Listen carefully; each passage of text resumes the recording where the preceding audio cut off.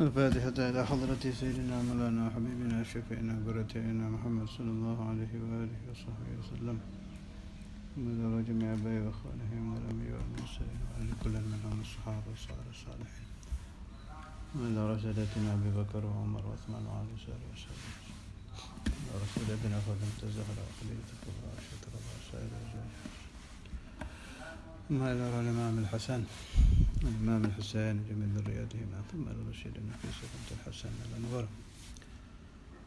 ثم إلى رسولنا علي زين العابدين سيدنا محمد الباقر سيدنا جعفر الصادق سيدنا علي الغيظ إخوانه ثم إلى رسولنا المهاجر أحمد بن عيسى سيدنا الكبير المقدم محمد بن علي العالمي ثم إلى المقدم الثاني سيدنا عبد الرحمن السقاف بن محمد بن علوي ثم إلى رسولنا عمر بن حضار إخوانه ثم إلى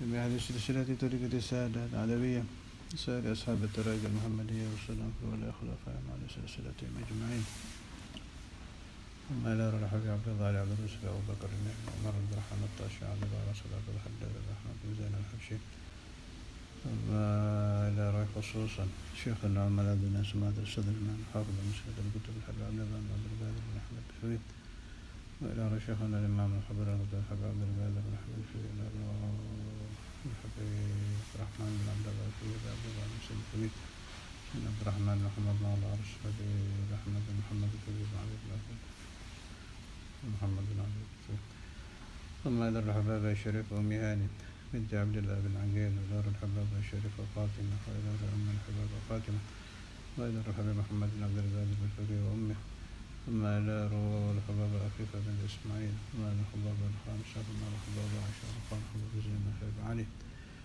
جبر جميع آبائي وأمتي وما لكل منهم في ترتيب وصول وقرآن على سلسلتهم أجمعين ثم إلى روح سلطان الأولياء سيد الشيخ عبد القادر الجيلاني سيد أحمد كبير الرفاعي سيد محمد السوق سيد أحمد البدوي ثم إلى روح جميع الأقطاب الأوتاد الأنجاب الأبدال والأغواف والأفراد والنوب وأهل الدرك ورجال الأحد وغوث الأعظم ثم إلى روح سلطان الأولياء مولانا شريف اليت الله مولانا رحمة العنبان مولانا ملك فاهم مولانا كريم مولانا بوانا مولانا درج مولانا كريم مولانا موسى مولانا قدس مولانا جمال الكبرى مولانا شيخ صداقر مولانا إبراهيم السمرقندي مولانا مغربي مولانا إسحاق سيد فاطمة بنت ميمون متقدمين على رسول خلفائهم وعلى سلسلاتهم أجمعين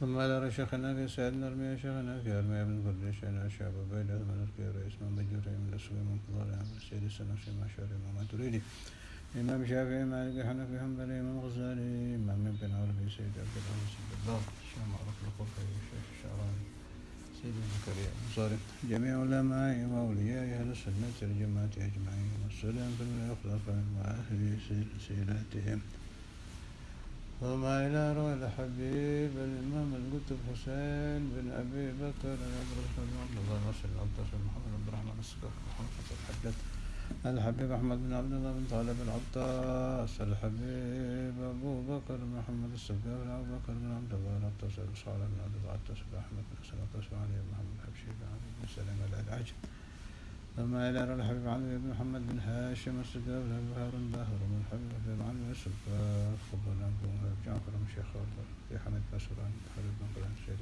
السلام حبيب شيخ بوتي ثم إلى روح الحبيب أبو بكر بن يحيى ثم إلى أروى جميع أولئك في الجبهة الشرقية والوسطى الغربية في آسيا في الكون ثم إلى أروى جميع أهل زنبل والفرات والأقدار ثم إلى أروى جميع أوليائك في الشام جميع أوليائك في المقابر الخاص جميع أوليائك وجميع أوليائك في معلى جميع أوليائك في بديع جميع أوليائك في الشبيكة وصولا في الولاية خلفائهم وعلى سلسلاتهم أجمعين ثم إلى روح جميع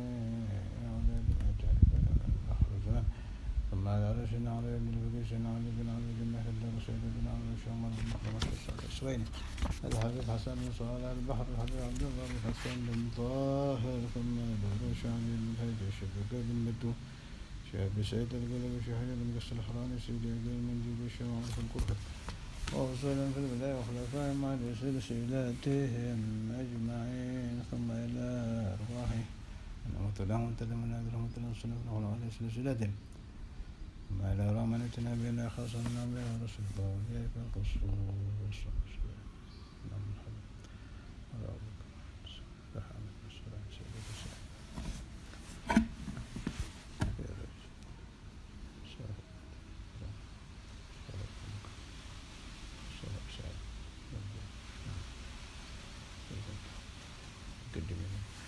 وسلام في الوفاء والخلافة مع السلسلة المجمعين نويت تعلم وتعليم وتذكر وتذكر النحو والاندفاع والإفاد والاستفاد والحث على التمسك بكتاب الله وسنة رسوله صلى الله عليه وسلم والدعاء له بالجلالة على الخير واتباع مرضاته والقرب والثواب وحسن الخاتم مع اللطف والعافية والصلاح العاقبة ونية الفتوح والمنوح والرسوس والقلب والصدق وطلبة النصوح وتسأل الذنوب الوالد وحسن المطر سنة من السنة بن أبي طالب وكافة ذلك العطاء شكرا دائما نبي ثم إلى روح الصائم مسلم الحامل وسلم بن الشيخ أبو بن سالم مسلم بن سالم ثم إلى آبائنا وآبائكم وأمهاتنا وأمهاتكم وجداتنا وجداتكم وجميع أهل لا إله إلا الله من المسلمين والمسلمات والمؤمنين والمؤمنات في جميع الجهات خصوصا من لا زائر ولا ذاكر له وإلى حضرة النبي محمد صلى الله عليه وسلم بنيان الله يرحم الجميع لنا ولهم الفاتح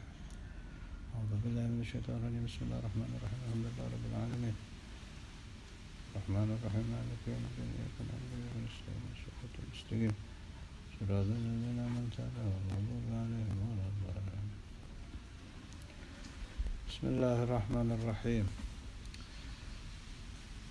الحمد لله رب العالمين اللهم صل على سيدنا محمد وعلى آل سيدنا محمد أما بعد اللهم صل على سيدنا محمد الفاتح لما أغلق والخاتم لما سبق ناصر الحق بالحق والهادي إلى صراطك المستقيم وعلى آله حق قدره ومقداره العظيم اللهم صل على سيدنا محمد وعلى آل سيدنا محمد صلاة تعدل جميع صلوات أهل محبتك وسلم على سيدنا محمد وعلى آل سيدنا محمد سلاما يعلل سلامهم سبحانك لا علم لنا إلا ما علمتنا إنك أنت العليم الحكيم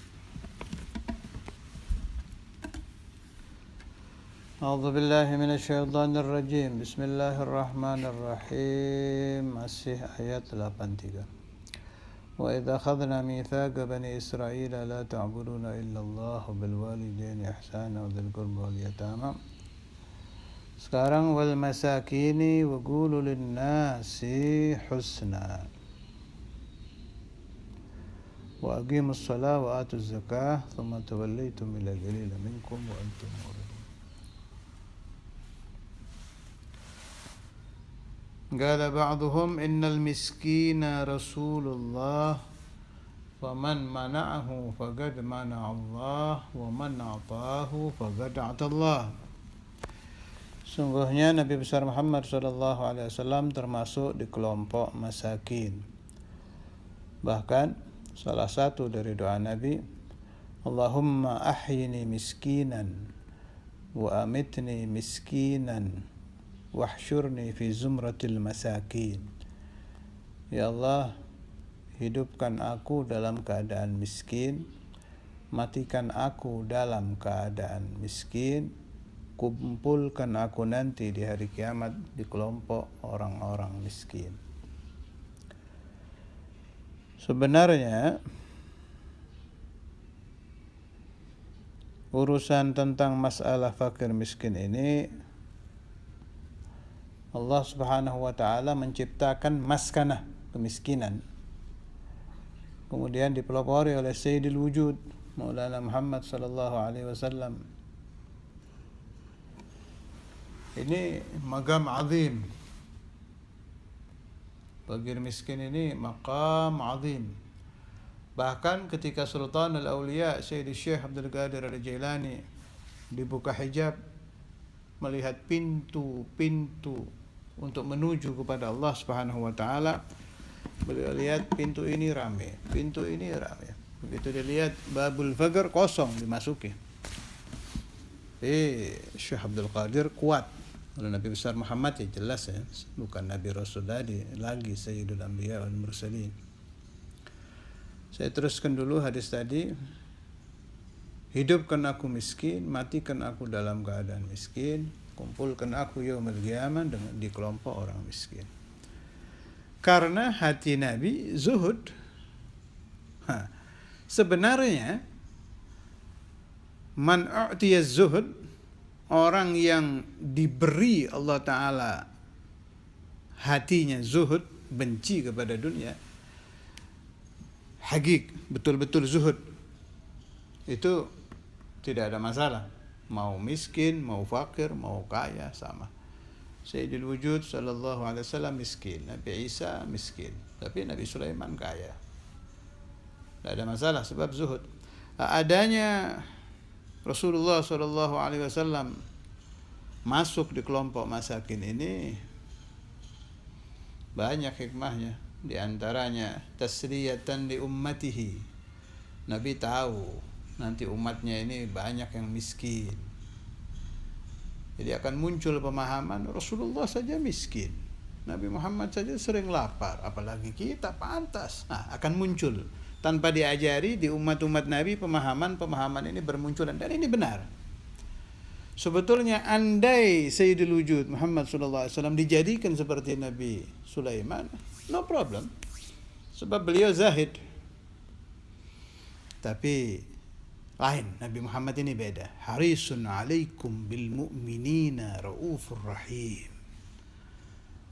Nabi itu tidak hanya memikirkan al-asyaratul mubasysyarah bil jannah, Sayyiduna Abu Bakar Siddiq dan kawan-kawan, tidak hanya memikirkan sahabat-sahabat di kala itu, tapi jauh sampai tiba hari terakhir dunia,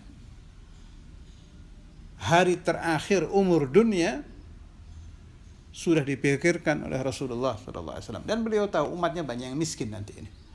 Jangan Anda kira Nabi Muhammad tidak tahu bahwa umat beliau ada di daerah-daerah miskin seperti Afrika, Ethiopia, dan sebagian tempat di Indonesia.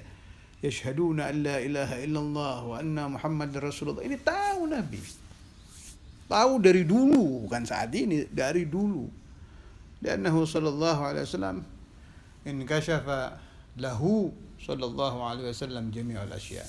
Terbuka sudah, kasyaf Nabi, tahu nanti akan ini, akan ini. Dan ada hadis itu saya pernah baca. Satu waktu Rasulullah sallallahu alaihi wasallam berceramah, berkhutbah di hadapan para sahabat, lama sekali khutbah beliau.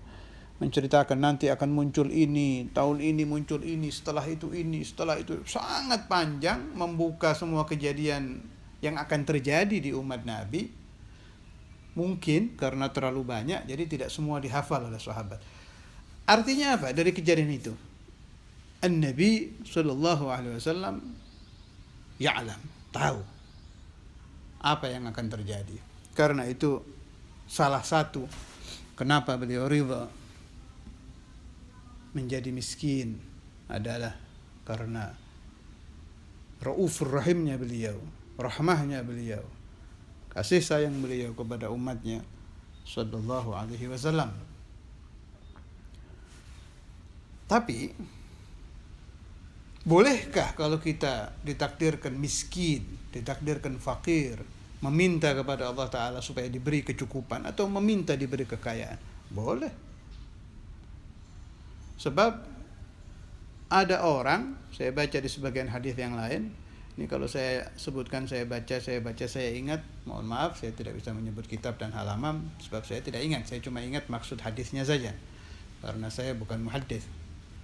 Kalau yang saya baca kitabnya, saya beritahukan halamannya, juznya, tapi yang ingatan saya, Allahu alam, saya hanya ingat muradnya, tidak ingat kitab, tidak ingat halaman, tapi muradnya paham, sebab sering saya tafakkur sendiri. Ada sebuah hadis yang menerangkan umat Nabi itu ada orang-orang yang tidak mungkin menjadi orang baik kalau dia tidak dijadikan kaya. Ini ada. Ada lagi hadis kursi kalau saya tidak salah ingat itu. Tidak mungkin menjadi orang baik kecuali kalau dia dijadikan miskin. Nah, berarti beda-beda. Mana yang terbaik buat kita? Kalau menurut Al-Imam Sya'rani, kalau kita ingin mengetahui kita bagus di kelompok yang mana, pilih satu guru yang arif billah, yang mencapai derajat mursyid kamil, yang akan menunjukkan Anda jalan mana yang pas buat Anda. Perjalanan hidup itu seperti baju. Kebesaran tidak enak, kekecilan tidak enak, harus pas. Nah, ini yang mengerti al-mursyid, as-sadiq, al-arif billah, yang menunjukkan kepada muridnya. Kalau engkau masuk di kelompok aghnia, engkau akan rusak. Engkau bagusnya masuk di kelompok fugara. Ada lagi orang yang masuk di kelompok fugara rusak. Imannya rusak, muamalahnya rusak, berubah menjadi sarik, maling, koruptor, hutang tidak bayar. Ini gara-gara fakir semua ini. Kalau Anda menjadi miskin, Anda menjadi rusak, hobi hutang tidak bayar. Meskipun miskin, tamanni, berpikir terus, bukan berpikir menjadi arif billah, ahlul jannah, berpikir ingin jadi orang kaya. Tidak pernah berpikir ingat kepada Allah, kepada Nabi Muhammad, tidak ingat dosa-dosa yang dia lakukan, pikirannya ingin kaya saja. Ini fakir tidak bagus buat dia. Merusak. Kadal faqru ayyakuna kufra. Terkadang kefakiran bisa menyebabkan orang menjadi orang kafir. Terkadang bisa menyebabkan dia menjadi sarik, yang sudah saya sebut tadi. Menjadi orang yang hutang tidak bayar. Menjadi toma, miskin tapi toma, ini banyak. Saya beri satu riwayat, saya baca di sebagian kutub Tijaniyah. Ada dua mursyid, sama-sama mursyid, sama-sama arif billah. Yang satu luar biasa kaya, ya kalau di zaman kita wali kaya itu Habib Umar bin Hud almarhum, Sayyid Muhammad bin Ali al-Maliki, Mbah Mangli, dan kelompok aulia yang tujar lainnya. Ini di zaman itu ada dua mursyid, satu tajir, satu fakir. Sama-sama punya murid. Akhirnya si mursyid yang fakir ini ngomong ke satu orang yang akan datang ke mursyid yang kaya. Ini riwayat muradnya, au kamaqal. Sampaikan kepada gurumu, tidak boleh orang mengumpulkan dunia, tidak boleh orang memperbanyak kekayaan. Ila akhiri maqal. Disampaikan. Mursyid yang kaya ini rupanya wali asli, mukasyif, arif billah. Dia bilang, sampaikan kepada si fulan yang mengutus kamu berbicara ini kepada saya, meskipun saya memiliki kekayaan seperti ini, tidak pernah satu detik pun saya lupa kepada Allah, pikiran saya kepada dunia. Tapi dia, orang yang menyampaikan pesan ini kepada saya, dia tidak punya apa-apa tapi dunia di hatinya. Ulang lagi ini orang, disampaikan kepada mursyid yang fakir. Karena ini mursyid fakir ini baik hatinya, saleh, yakbalun nasihah, munsif, insaf, menerima nasihat orang. Begitu mendengar kata-kata disampaikan oleh wali yang kaya tadi, meleleh air matanya. Apa katanya? Sadaqa ya waladi. Betul itu orang. Saya meskipun tidak memiliki apa-apa, tapi dunia di hati saya. Kalau kita kumpulkan pembahasan dari kanan, dari kiri, yang ini, yang itu, kita jadikan satu. Sebetulnya permasalahan urusan kaya, miskin, fakir ini ada di hati, al-qalb. Kalau hatinya zahid, hatinya dzakir, hatinya hanya cinta kepada Allah, mau miskin, mau kaya, tidak apa-apa. Tapi kalau dasar hatinya kotor, tidak cinta kepada Tuhan, selalu merindukan dunia, tidak menjadikan dunia perantara ilallah, maka baik dia fakir bahaya, dia kaya lebih bahaya lagi. Ada berapa yang ingin saya baca tentang as-sadaqah. Wa minal hikmah, termasuk hikmah Allah Ta'ala menjadikan umat Nabi Muhammad SAW ini tidak semua kaya, agar ajaran-ajaran Nabi ini harus dilakukan. Kalau semua umat Islam kaya, hadis-hadis tentang sedekah, ajaran-ajaran tentang infak, ajaran-ajaran tentang memberikan hutan dan lain-lain tidak bisa diamalkan. Hikmah rabbaniyah. Ada fuqara, masakin, ada aghnia. Kalau aghnia semua, tidak ada orang infak. Mau dikemanakan az-zakat was-sadaqah. Ini semua hikmah dari Allah Subhanahu wa taala. Ini saya baca Tathbitul Fuad Lisin al-Qutb al-Haddad juz 1 halaman 190. Wa qala radhiyallahu anhu tarahamu turhamu warhamu fugara'akum falau ataka faqirun wa ghani. Ini orang fakir itu ada sirnya. Sirnya orang fakir yang sudah tidak akan hilang itu doanya mustajab. Nah, kalau Anda bertanya, loh kenapa orang fakir minta kaya nggak kaya-kaya? Loh, di situ ada sir. Kalau dia kaya, doa mustajabnya hilang. Karena itu dilamakan menjadi fakir supaya tetap mustajab. Kadang kita tidak paham maksud Allah Subhanahu wa taala memberi ijabah satu permintaan dan menolak satu permintaan. Ini ada hikmah di sini. Sampai-sampai salah satu tiang yang tidak menyebabkan dunia hancur ini adalah doaul fuqara. Doanya orang fakir. Doanya orang miskin. Saya ingat Syekhuna Al-Habib Ahmad bin Abdullah Al-Attas Penhil, Jakarta. Beliau pernah menasihati saya dan orang-orang yang hadir di tempat itu waktu saya ziarah. Habib Ahmad katanya kalau diundang orang fakir dengan orang ghani, bareng undangannya sama-sama, mathalan hari Senin tanggal 1 mathalan, berbarengan jamnya, harinya, beliau pilih hadir ke yang fakir. Kenapa katanya? Sebab orang kaya kalau sakit hati saya tidak hadir undangannya, dia mendoakan saya kena bala, tidak akan diterima oleh Allah Ta'ala. Tapi kalau yang mendoakan saya celaka orang fakir, pasti diterima oleh Allah Ta'ala. Kenapa? Karena fakir doa mustajab. Ini mirip yang diterangkan Imam Al-Haddad, kata-kata Habib Ahmad. Tarahamu turhamu. Saling berkasih sayanglah kalian, maka kalian akan diberi rahmah oleh Allah Subhanahu wa taala. Warhamu fuqara'akum. Kasih sayanglah, kasihanilah kepada kaum fakir kalian. Falau ataka faqirun wa ghani. Andai datang kepadamu satu orang fakir, satu lagi kaya. Kullun minhuma yatlubu hajatan. Setiap satu dari dua orang fakir itu minta satu hajat. Mana yang harus didahulukan? Fal aula taqdimul fakir. Maka yang lebih utama adalah mengutamakan hajat orang fakir. Wa qad dakhala al-hawa 'ala an-nas hatta fi ta'atihim.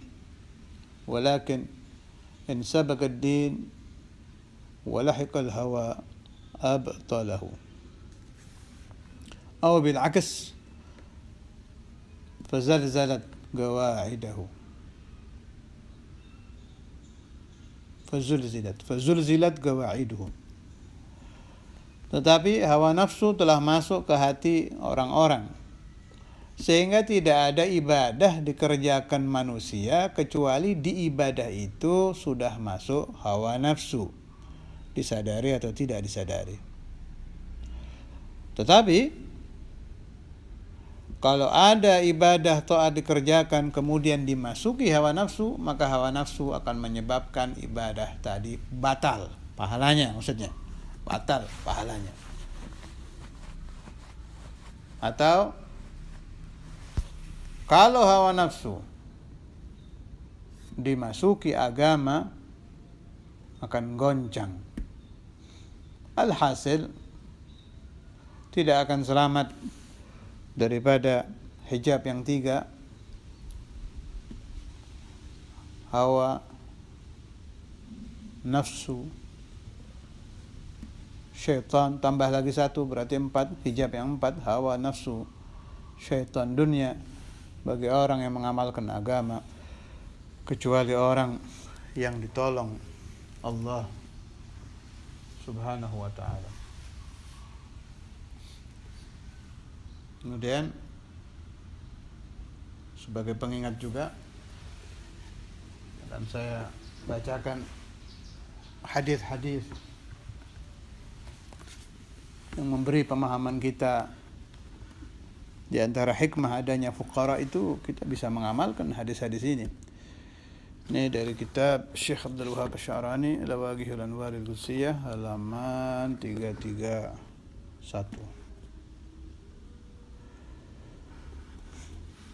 Selain untuk pemahaman, supaya mendapat barakah dari Rasulullah sallallahu alaihi wasallam, supaya ada baca hadisnya. Wa rawa Syekhani wa ghairuhuma marfu'an, riwayat Bukhari Muslim. Qala Rasulullah sallallahu alaihi wasallam, man kana fi hajati akhihi kana Allahu fi hajatihi, wa man farraja an muslimin kurbatan min kurabid dunya farrajallahu anhu kurbatan min kurabi yaumil qiyamah. Siapa-siapa yang menolong saudaranya satu hajat, maka Allah Ta'ala akan menolong hajatnya. Anda punya masalah, selesaikan masalah saudara Anda sesama muslim. Barakah Anda, hikmah dari Anda menyelesaikan masalah akhukal muslim, saudaramu yang muslim, maka Allah Ta'ala akan membereskan hajat Anda. Wa man farraja an muslimin kurbatan min kurabid dunya farrajallahu anhu kurbatan min kurabi yaumil qiyamah.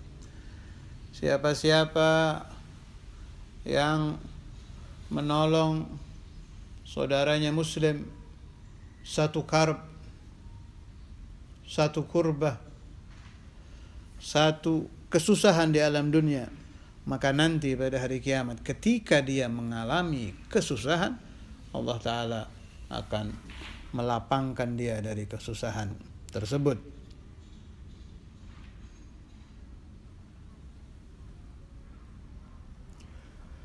Wa fi riwayatin libni Abi Dunya wa lit-Tabarani qala Rasulullah sallallahu alaihi wasallam, inna lillahi ta'ala aqwaman ikhtassahum bin ni'am limanafi'il ibad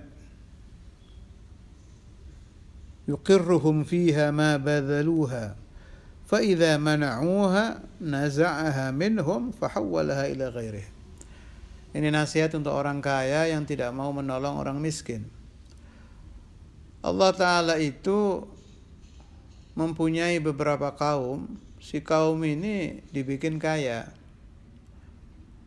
diberi jabatan. Maksudnya Allah supaya orang ini menolong al-fuqara wal masakin, kaum fakir miskin dan dzawil hajah, orang-orang yang sedang butuh kalau dia pejabat, supaya ditolong. Selagi dia menolong, nikmatnya tidak akan dicabut oleh Allah Ta'ala. Gampangannya, selagi dia nulungin orang miskin, kekayaannya tidak akan diambil. Tetapi ketika dia berubah tidak mau menolong fuqara wal masakin, fa idza mana'uha, kalau dia sudah tidak mau menolong orang-orang tersebut, Allah Ta'ala akan mencabut kekayaannya, mencabut jabatannya, fa hawwalaha ila ghairihim, Allah berikan kepada hamba-hamba Tuhan yang lain.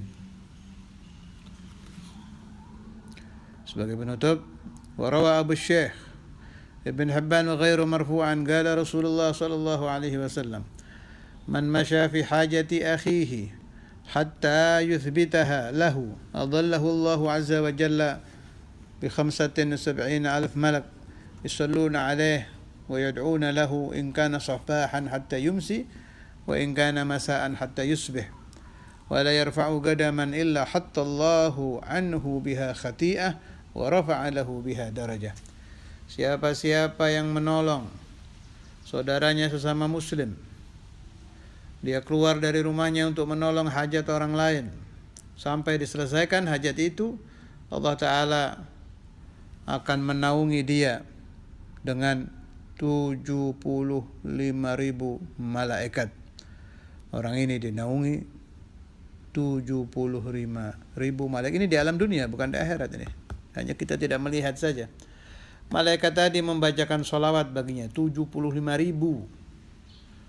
Membacakan sholawat, mendoakan agar dosanya diampuni. Terus mendoakan dia dari pagi sampai sore. Kalau menolongnya waktu sore, berarti 75.000 malaikat itu mendoakan dia dari sore sampai pagi. Dan setiap dia melangkah dengan telapak kakinya satu langkah, Allah Ta'ala ampunkan bagi dia satu dosa dan angkat bagi dia satu derajat. Rabbana taqabbal minna wa aqbalna bis-sirri asrarul Fatiha wa ila hadratin Nabi.